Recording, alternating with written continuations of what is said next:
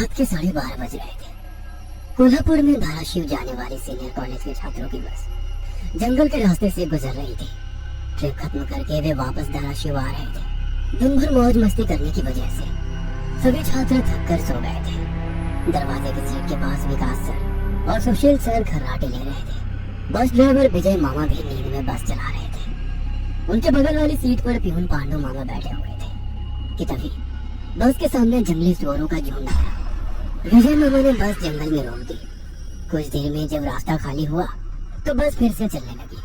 कुछ ही देर में विकास सर के पीछे ही दूसरी सीट पर बैठा श्याम नींद से जाग गया। श्याम की उम्र 21 साल थी। पढ़ाई में बहुत तेज था, लेकिन हमेशा अकेला रहने वाला। ना किसी से बनती थी, ना ही उसका कोई दोस्त था। वो दूसरी सीट पर अकेला बैठा हुआ था। सर, टॉयलेट जाना है। सर ने आधी आंखें खोलकर खिड़की से बाहर देखा। बस अभी भी जंगल में ही थी। थोड़ी देर बैठ जाओ, जब जंगल खत्म होगा तब मुझे उठा दो, मैं बस रोक दूंगा, वे बोले और फिर आंखें बंद कर सो गए। शाम बस की खिड़की से बाहर देखने लगा और जंगल खत्म होने का इंतजार करने लगा। कुछ ही देर में जंगल खत्म हुआ और बस वीरान जगह पर आ गई। उसने विकास सर को जगा दिया और उन्होंने ड्राइवर से बस को रोकने के लिए कहा। जैसे ही बस रुकी, विकास सर बोले, किसी को टॉयलेट होना है तो अभी उतर जाओ, वरना बस सीधे धाराशिव जाकर ही रुकेगी। आवाज सुनकर पिछली सीट पर बैठा श्रीकांत नींद से जाग गया। विकास सर टॉर्च लेकर पहले बस से बाहर उतर गए। उनके पीछे पीछे श्याम और श्रीकांत भी उतरे और वो दोनों अलग अलग झाड़ी के पीछे टॉयलेट करने गए। श्याम टॉयलेट करके वापस आया, लेकिन श्रीकांत अभी भी नहीं आया था कि तभी श्रीकांत जोर से चिल्लाया। उसकी आवाज सुनकर विकास सर और श्याम उसकी ओर भागे, लेकिन तभी श्रीकांत झाड़ी से बाहर आया। क्या हुआ, क्यों चिल्लाए थे? कुछ नहीं सर, चप्पल से होकर कांटा पैर में चुभा। उसकी आवाज सुनकर ड्राइवर और प्यून भी नीचे उतरे थे। वो सब बस में वापस चढ़ने ही वाले थे कि तभी एक बाइक बस के सामने आकर रुक गई। अरे भाई साहब, यहाँ के नहीं हो क्या? क्या आपको पता नहीं कि इस रास्ते पर लोगों को हमेशा चकवा लगता है? बाइक चलाने वाला बोला। चकवा नाम सुनकर विकास सर बोले, हाँ पता है, हम बस निकल ही रहे हैं। और वो सब बस में बैठ गए। सर, वो आदमी किस चकवा के बारे में बात कर रहा था? प्यून ने अगले सीट से ही मुड़कर विकास सर से पूछा। हिंदी में चकवा मतलब छलावा, छलावा मतलब भूत।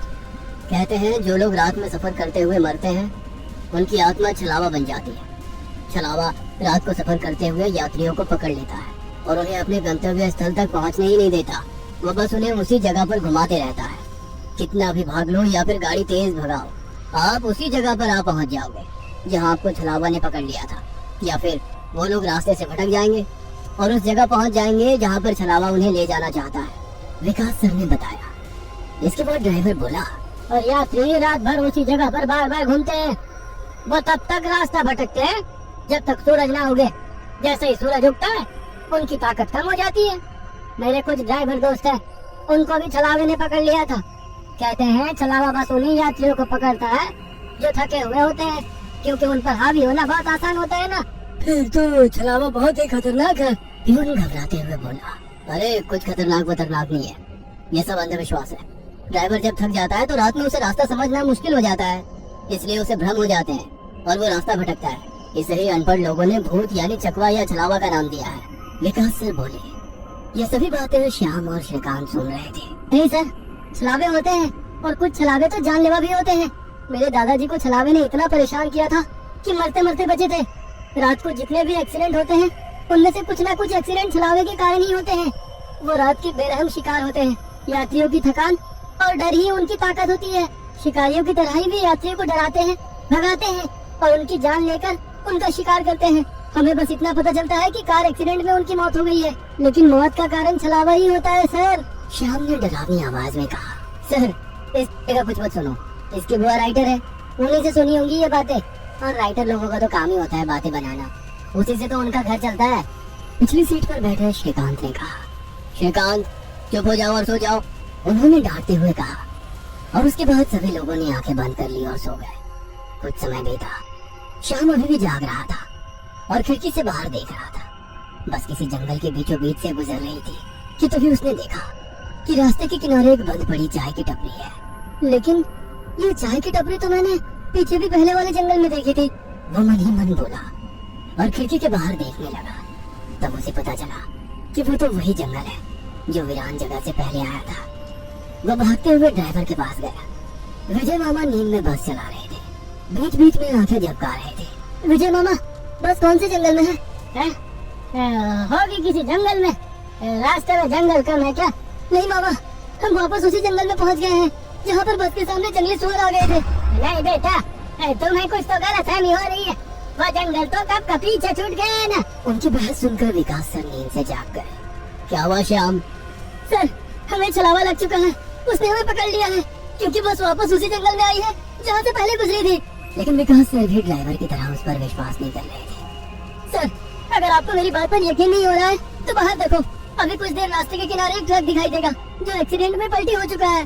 और कुछ ही देर में रास्ते के किनारे सभी को पलटी हुई ट्रक दिखाई दी। ये देखकर सभी हैरान हो गए थे। ड्राइवर ने भी मान लिया कि श्याम सच बोल रहा है कि तभी जंगल खत्म हो गया और बस वही सुनसान वीरान जगह पर पहुंच गई जहाँ पर वो कुछ देर पहले टॉयलेट करने के लिए रोक दी गई थी। ये देखकर सभी की आंखें फटी की फटी रह गई थी। विकास सर की तो बत्ती ही गोल हो गई थी। श्रीकांत पिछले सीट से आगे आ चुका था। सबके चेहरे का रंग उड़ गया था। बस अभी भी रास्ते पर चल रही थी कि तभी वो फिर से वापस वही जंगल में पहुंच गई। वो सभी जान गए कि उन्हें छलावा ने पकड़ लिया है। ड्राइवर कोई दूसरा रास्ता मिलता है या नहीं ये देख रहा था, लेकिन फिर भी बस वापस उसी जंगल में आ जाती थी। ऐसा लग रहा था कि मानो पूरी दुनिया में बस वही एक रास्ता है जो घूम फिर कर उसी जंगल में ले आता है। सर, अभी इस छलावे से कैसे निकले? मैंने सुना है कि छलावे से बाहर तभी निकल सकते हैं जब सुबह हो जाए। इसका मतलब हमें रात भर इसी सड़क से गुजरना होगा, जंगल से वीराने में और वीराने से जंगल में। क्यों ना हम सुबह होने का इंतजार करते हुए उसी वीरान जगह पर रुक जाए। ड्राइवर बस चलाते हुए बोला। लेकिन शायद मैंने सुना है कि छलावे में रुकना ठीक बात नहीं है। नहीं सर, मेरी बुआ ने बताया था कि अगर सेफ जगह मिल जाए तो रुकने में कोई परेशानी नहीं है। बस इतना ही बताया तुम्हें, और कोई तरीका नहीं है क्या? है, लेकिन वो अभी के लिए नहीं है। और वैसे भी अगर जिस छलावे ने हमें पकड़ा है अगर वो कमजोर हुआ तो उसकी शक्तियाँ कुछ ही देर में कमजोर हो जाएंगी और हम छलावे से छूट जाएंगे। फिर वो छलावा हमें नहीं पकड़ सकता। इन सभी की बातें सुनकर सोए हुए सुशील सर जाग गए। अरे क्या हुआ? आ गया क्या मेरा बोरगांव? सुशील सर उबासी लेते हुए बोले। तभी सभी ने उन्हें घटी हुई घटना बता दी। ये सुनकर सुशील सर के तो मानो होश उड़ गए। लेकिन तभी ड्राइवर जोर से चिल्लाया, सर, आगे एक गांव आया है। ये सुनकर सभी लोग ड्राइवर की तरफ भागे। तब उन्हें रास्ते के किनारे एक बोर्ड दिखाई दिया जिस पर लिखा था, बोरगांव में आपका स्वागत है। ये देख सुशील सर जोर से चिल्लाए, ये तो मेरा गांव है, लेकिन हम यहाँ इतने जल्दी कैसे पहुँचे? हमें तो कोल्हापुर से निकले मुश्किल से 2 घंटे हो गए हैं और मेरा गांव कोल्हापुर से 6-7 घंटे की दूरी पर। ये आपका गांव नहीं है सर, छलावा है। आपके मुंह से बोरगांव का नाम सुनकर छलावा हमें बोरगांव दिखाकर गुमराह कर रहा है। लेकिन अच्छा हुआ बोरगांव आ गया। मुझे लगता है कि हमें यहाँ पर सुरक्षित जगह ढूंढकर छिप जाना चाहिए। और सुशील सर के घर से ज्यादा सुरक्षित किसका घर हो सकता है? लेकिन सर, छलावे में एक जगह पर रुकना खतरे से खाली नहीं है और छलावा खुद में ही खतरा है। वो खुद में सुरक्षित जगह कैसे रख सकता है? तुझे मेरे से ज्यादा पता है क्या? बचपन से मैं भूतों के बारे में सुनते और पढ़ते आया हूँ। तू तय रहा। विजय मामा, बस सुशील सर के घर की तरफ ले चलो। सुशील सर ने ड्राइवर को अपने घर का रास्ता दिखाया, लेकिन तभी उन्हें उनके गली में लोगों की भीड़ दिखाई दी। बस आगे नहीं जा सकती थी, इसलिए उन्होंने बस दूर ही खड़ी कर दी। भीड़ में खड़े लोग जोर जोर से रो रहे थे और भीड़ का रुख सुशील सर के घर की तरफ ही था। भीड़ के रोने की आवाज सुनकर वे सभी लोग डर गए। सुशील सर बस से उतरे और भीड़ में घुस गए। उनके पीछे पीछे सभी भीड़ में घुस गए। वह सभी भीड़ को चीरते हुए सुशील सर के घर के सामने जा पहुंचे और आगे का नजारा देख उनकी रूह कांप उठी, क्योंकि जमीन पर खून से लथपथ 4 लाशें पड़ी हुई थी और वो लाशें थी सुशील सर के बीवी बच्चे की और उनके माता पिता की। उन सभी की किसी धारदार हथियार से गला काट कर हत्या कर दी गई थी। खुद के परिवार की लाशें देखकर सुशील सर का दिल सहम गया और वो रो पड़े। ये क्या हो गया? किसने मारा उन्हें?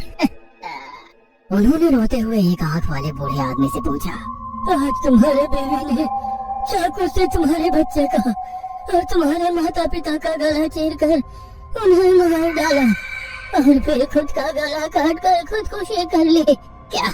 लेकिन क्यों? उसने ऐसा क्यों किया? अरे तुमने ही उसे ऐसा करने पर मजबूर किया होगा, वरना वो तो बहुत ही समझदार और नेक दिल इंसान थी। क्या? शादी के इतने सालों बाद भी मैंने उसे कभी रुलाया नहीं है और आप मुझ पर इल्जाम लगा रहे हैं। तुमने ही उसे ऐसा करने पर मजबूर किया है। ये लो चाकू और अपनी जान देकर अपने गुनाह का प्रायश्चित कर लो। वैसे भी तुम अकेले इस दुनिया में जीकर क्या करोगे? खुद की जान दे दो वरना उनकी आत्मा को कभी शांति नहीं मिलेगी। न जाने सुशील सर को क्या हुआ, वो उस आदमी की बातों में आ गए। ऐसा लग रहा था कि वो उसकी बातों से वश में आ गए थे। उन्होंने वो चाकू अपने हाथ में लिया और रोते हुए बोले, हाँ हाँ मैं प्रायश्चित करूंगा, मैं अपनी जान दूंगा। वैसे पास खड़े ड्राइवर ने उन्हें रोका। अरे सर ये आप क्या कर रहे हो? ये सब छलावा है, आपका परिवार नहीं है, आपका परिवार घर पर सुरक्षित है। तभी एक आंख वाला आदमी बोला, तूने अगर एक लफ्ज भी आगे कहा तो तुम्हें पकड़कर गांव के बीचों बीच सूली पे चढ़वा देंगे। ये सुनकर ड्राइवर डर गया और चुप बैठ गया। सुशील सर ने जमीन पर बैठकर चाकू की धार अपने गले पर रखी। सर ऐसा मत करिए, ये सब कुछ छलावा है, इसके चंगुल में मत फंसिए सर। लेकिन फिर भी सर होश में नहीं आ रहे थे, इसलिए प्यून ने गुस्से में आकर उनको चाटा मारा। तब जाकर वो होश में आ गए और उन्होंने चाकू नीचे फेंक दिया। ये देख एक आंख वाला आदमी गुस्सा हो गया। अयो, इन लोगों को भीड़ से बाहर निकाल दो, इन्हें हम बाद में देखेंगे, पहले इस सुशील के बच्चे को पकड़ लो। ये सुनकर भीड़ में खड़े लोगों ने सभी को भीड़ से बाहर कर दिया। श्रीकांत, विकास सर, प्यून और ड्राइवर भीड़ के अंदर घुसने की कोशिश कर रहे थे, लेकिन अंदर घुस नहीं पा रहे थे। सुशील सर के हाथ पैर बांधकर उन्हें जमीन पर बिठाया गया। सुशील सर अपनी जान की भीख मांग रहे थे। मुझे कोई बचाओ, विकास सर, पांडु मामा, मुझे प्लीज बचाओ, मुझे बचाओ, वो चिल्ला रहे थे कि तभी एक आंख वाले आदमी ने चाकू से सुशील सर का गला काटा और उनका सर धड़ से अलग कर दिया। उसने उनका सर हाथ में पकड़ा और भीड़ के बाहर हवा में फेंक दिया। वो सीधे श्रीकांत और श्याम के सामने आ गिरा। वो दोनों चीखे। तभी एक आंख वाला आदमी बोला, भाइयों, इन शहरी लोगों ने सुशील को बचाने की जरूरत की है, उन्हें भी पकड़कर उनका गला काट दो। वैसे भीड़ में खड़े लोग इन सब लोगों की तरफ मुड़े। वो गुस्से से इनकी तरफ देख रहे थे। तभी उन्हें बस के हॉर्न की आवाज आई। जल्दी से भागो, जल्दी करो। कुछ ही दूर बस में बैठे ड्राइवर मामा चिल्लाए। उनकी आवाज सुनते ही श्याम, श्रीकांत, विकास सर और प्यून बस की तरफ भागे। भीड़ उनका पीछा कर रही थी। ये सभी लोग जैसे तैसे बस में चढ़ गए। गांव वालों ने बस पर पथराव किया। बस के कांच टूटकर बच्चों के शरीर में उसके टुकड़े घुस गए, लेकिन उसमें से कोई भी नींद से जागा नहीं था, क्योंकि वो सब छलावे के प्रभाव से मोहित होकर सो गए थे। श्याम, विकास सर और श्रीकांत के शरीर में भी कांच के टुकड़े घुस गए थे। कुछ लोग बस के सामने खड़े होकर रोड से बस को तोड़ रहे थे कि तभी ड्राइवर ने उन पर बस चढ़ा दी और बस वहाँ से चल पड़ी। जैसे तैसे बस गांव से बाहर आ गई। हर कोई अपने शरीर से कांच के टुकड़े निकालने में लगा हुआ था। श्रीकांत अपने हाथ में घुसा कांच का टुकड़ा निकाल रहा था कि तभी प्यून वहाँ पर आया। भतीजे, रुक, मैं निकालता हूँ, वो बोला, क्योंकि श्रीकांत उनकी बहन का बेटा था। बस फिर से वापस जंगल में आ गई थी। न जाने कब वो छलावा उन्हें अपने गिरफ्त से छोड़ने वाला था। सुशील सर की अभी अभी मौत हो चुकी थी। हर कोई घबराया हुआ था। श्याम, अब बताओ हम क्या करें? अरे इसे क्या पूछना है? इसकी वजह से आज सुशील सर की जान चली गई है और हम सब मरते मरते बचे हैं। चुप हो जाओ। हमने उन्हें बचाने की कोशिश की, लेकिन मैं खुद अपनी भावना को रोक नहीं सके और इसीलिए मारे गए। इसमें मेरी कोई गलती नहीं है। श्याम सफाई देते हुए बोला, लेकिन अब हम क्या करें? हमें बस सुबह होने का इंतजार करना होगा और बिना कहीं रुके बस चलाते रहना होगा। अरे लेकिन बस में इतना डीजल भी नहीं है कि सुबह होने तक चले। अगर बस का डीजल सुबह से पहले खत्म हो गया तो हम इस छलावे का शिकार हो जाएंगे। हाँ, ये भी है। ये छलावा तो मेरे सोच से ज्यादा ताकतवर निकला। आज अमावस्या है, शायद ये अमावस छलावा है। बुआ कहती थी कि छलावे के बहुत से प्रकार हैं, जिससे सबसे खतरनाक अमावस छलावा होता है। ये सिर्फ और सिर्फ अमावस की रात शिकार करने के लिए बाहर निकलता है। इसे अकेले 2 या 3 लोगों की शिकार करना पसंद नहीं है। जहाँ पर यात्री बहुत सारी संख्या में होते हैं, बस उन्हीं पर ये छलावा हावी हो जाता है। वो सबसे पहले सबसे ज्यादा कमजोर और सफर में थके हुए इंसान को ढूंढता है, उन्हें डर दिखाता है, और जब उसकी डर से मौत हो जाती है तो उसके शरीर पर कब्जा करता है और बाकी यात्रियों के बीच में रहकर उन्हें गुमराह करता है। उन्हें छलावे में बस घूमता रहता है और जब सभी यात्री थक जाते हैं तो उनका शिकार करता है। और मेरे हिसाब से हम जिस छलावे के चंगुल में फंसे हैं वो अमावस छलावा ही है, और वो अभी हमारे बीच में ही है। श्याम डरावनी आवाज में बोला। यह सुनकर सभी के होश उड़ गए थे। वो सब तो ठीक है, लेकिन अब हम इस छलावे से बाहर कैसे निकले? ड्राइवर ने पूछा। इस पर श्याम ने कहा, अब केवल एक ही उपाय है, लेकिन इसमें खून बहने के चांसेस है। क्या है वो उपाय? छलावा अभी भी हमारे बीच किसी मृत शरीर पर कब्जा करके बैठा है। हमें उसे ढूंढना होगा और उसे मारना होगा, क्योंकि उसकी आत्मा मृत शरीर से ज्यादा मजबूती से चिपकी नहीं होती। जैसे ही हम उसको मारेंगे, उसकी आत्मा मृत शरीर छोड़ देगी और फिर वो किसी मृत शरीर में घुस नहीं सकेगी, क्योंकि एक अमावस छलावा एक रात सिर्फ एक ही मृत शरीर पर कब्जा कर सकता है। लेकिन हमें से ये छलावा है कौन? वो पीछे सोए हुए स्टूडेंट के शरीर में नहीं है, क्योंकि वो होश में नहीं है। वो हम पांचों में से एक है। लेकिन हम सब तो जिंदा हैं। नहीं, हम में से एक पहले ही मर चुका है। उसे छलावे ने मार डाला है और उसके शरीर पर कब्जा कर लिया है। कब्जे के बाद मृत शरीर बिल्कुल एक जिंदा आदमी लगता है, क्योंकि छलावा अपनी ताकत से जिंदा इंसान की नकल करता है। लेकिन वो है कौन? वैसे श्याम गंभीर हो गया और उसने श्रीकांत की ओर देखा।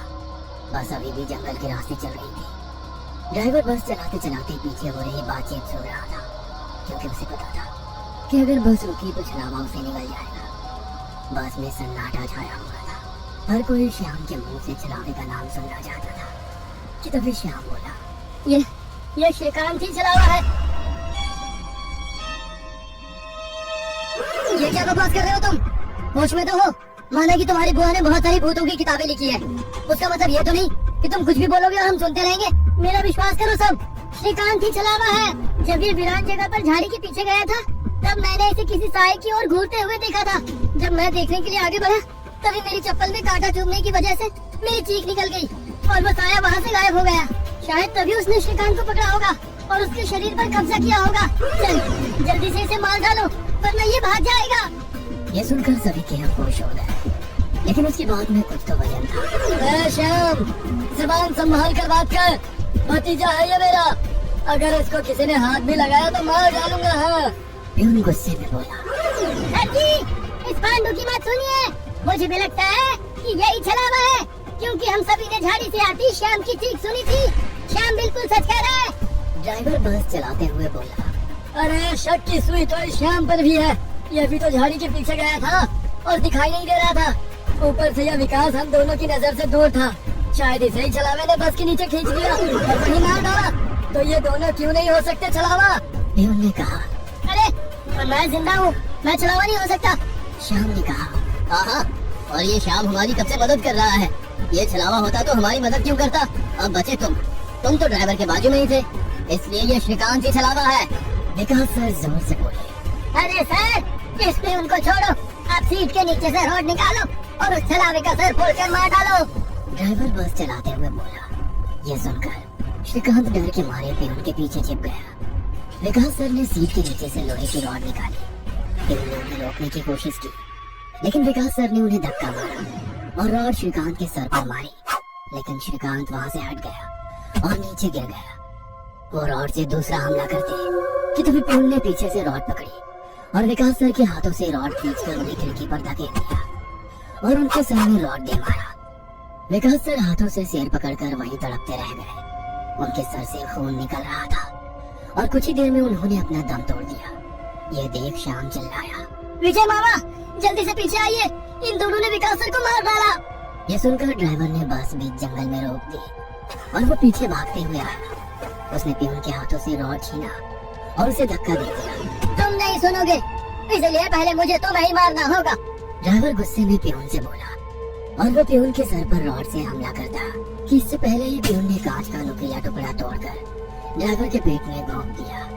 ड्राइवर जोर से चिल्लाया और नीचे गिर गया कि तभी बस के बाहर से भीड़ की आवाज सुनाई देने लगी। रास्ते के बीचों बीच बस लगाई है इन्होंने।